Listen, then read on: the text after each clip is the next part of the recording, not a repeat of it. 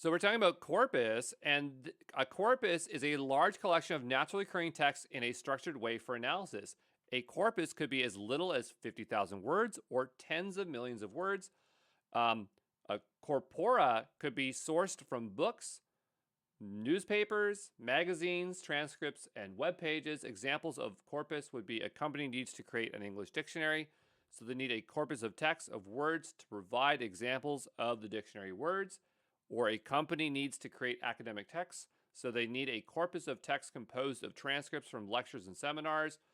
Corpus are intended to be analyzed to see how a language is being used. Now let's talk about what corpus linguistics are. So this is the study of languages or language, and it uses corpuses to perform the following: statistical analysis, hypothesis testing, checking occurrences, validating linguistic rules. All of these are within the specific language territory. Corpus linguistics is the act of looking for patterns that can be associated to lexical and grammatical features. These identify patterns that are used to answer questions like what is the most frequently used word? How do people use certain words? How often is idiomatic expressions used? How many words does a person use to carry a conversation? Which words are used in a formal situation? So, yeah, the word corpus and corpus linguistics is something you'll come across when learning about machine learning. So, I just wanted to make sure that you knew what it was.